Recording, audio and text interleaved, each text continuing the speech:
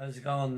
Here we are with the Kelly sisters here in Brisbane, Australia, and we're talking about the murder of their brother John. So it's Amanda and Emma, and Amanda's going to bring us up to date on where the whole situation is. Thanks.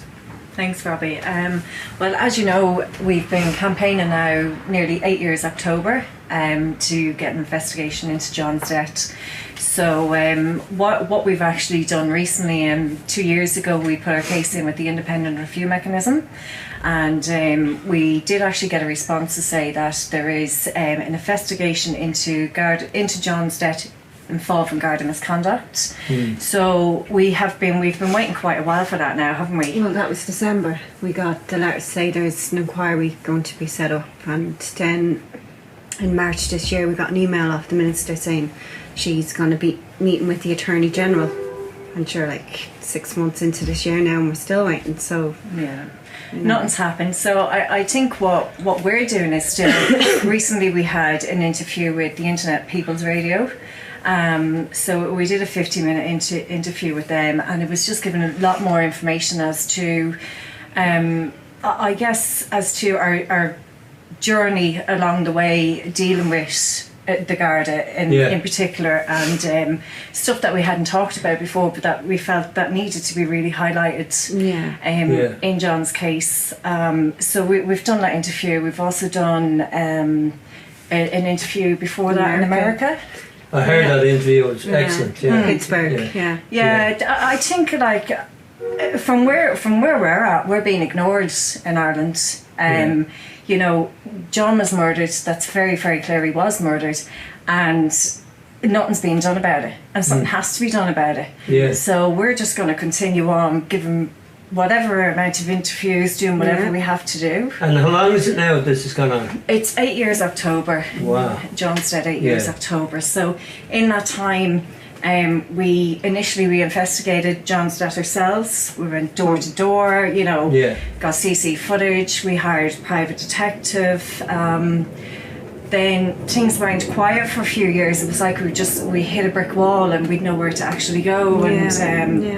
But then as things are changing in Ireland now and people are standing out, stepping forward and talking about corruption, that's when now we've gone to the independent review mechanism. We've set up a website, we've been Twitter, we're just constantly at it. Yeah. Well, the two years have certainly helped me because, as I've told you before, my brother-in-law was found dead in his car outside Store Street police station. And at the time, like yourselves, I was devastated. I just couldn't handle it at all, and just assumed everybody else was handling it. But the money he was collecting was gone, and his jewellery, like his watch and all, was gone. And people just sort of thought, oh, the police were doing their job. Yeah. You know, but we know now that they're not doing their job. And there's upwards towards 300 murders or something, which happened that you've heard of, that we know of. Yeah. So I mean, look.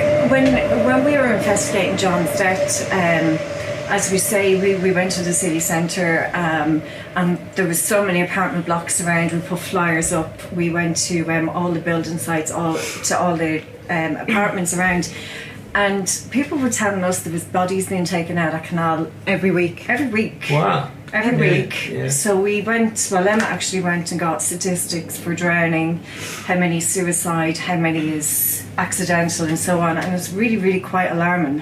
The amount of deaths through drowning that are not looked at. Well, Ireland just seems to be a lawless land now, doesn't it? They just make it up as they go. There doesn't seem to be any accountability, like, you know. Well, I think certainly in our case, that's the way it is. I mean, you know, how we've been treated in Ireland is quite shocking and really disturbing. It's really quite disturbing.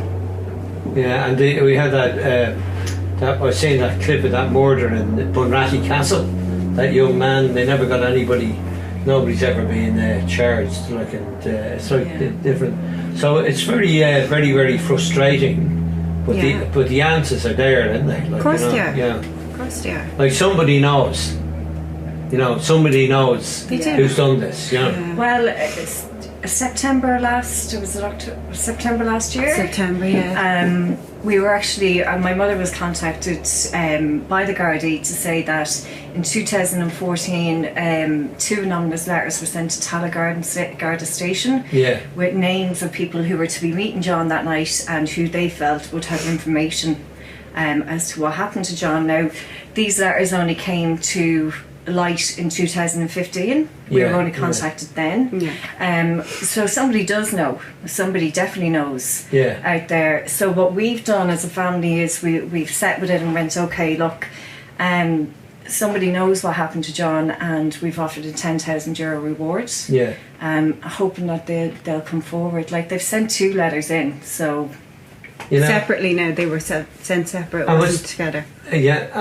Those letters you got. So they sent one and obviously didn't there's no follow see up anything on happen. There's no follow up. Well, that's what we were assuming anyway. When the Garda contacted us, I actually went in and had a meeting with them, and they said they were investigating the substance of the letter rather than John's death, which doesn't really make sense. It's, how can you investigate a letter if you're not actually investigating what the letter is about? When was the last letter you got off? Is it Noreen O'Sullivan, the Commissioner? No, Francis. Francis. The Minister. In March this year. Francis, what's her full name? Fitzgerald. Francis Fitzgerald. Minister so you have. And when was that? March. And so you haven't heard anything since. Have you tried to contact her office since? Oh, we've sent an email last week. We actually emailed her one of our interviews. Right. So we've gotten an acknowledgement. So we'll just have to. So she's heard that interview. I'm assuming she would have. We would hope so. I mean, the idea of sending her the interview is, as I said, we these are things that we haven't spoke of before. So we felt it was important that she listened to her because we've never been asked for any further information. So we don't know what they're investigating. But we probably have more inquiries in Ireland than whatever. We need an investigation into the murder of your brother. Not another inquiry. No. This seems to be the con that they actually say, "Oh, we'll have an inquiry. We'll have an inquiry." They pretend to do something. And it's like Yes Minister. That we just don't get any resolution, which seems to be the problem of a lot of families like yourselves. And as I said, you made me question my own thing. Just a penny drop with me that. You're not the only one, Robbie. And I actually don't know what happened. I don't know. So I've got to go and have a look at that, for my own, and for out of respect to my brother-in-law too, So, well, that's probably all we need to say at the moment. Is there something else you'd like to say? I don't think so. I think that's just where we're at. And well, look, we're appealing to anyone who has information to please come forward. We know there is good people out there that they just need to find the courage to come forward, and if there's anything we can do to help them, just let us know. We'll do everything in our power to do that. On our website we also have Justice for John set up, so it's www.justiceforjohn.com, and then you can contact us through that, or you can contact us through our hush mail. It's justiceforjohn@hushmail.com. So I think that's that's good. I think that's it. Okay, and thanks a lot, girls, for sharing that with everybody, because there's a lot of other people in the same situation in Ireland, and we need to get answers to all these serious crimes. Thanks a lot.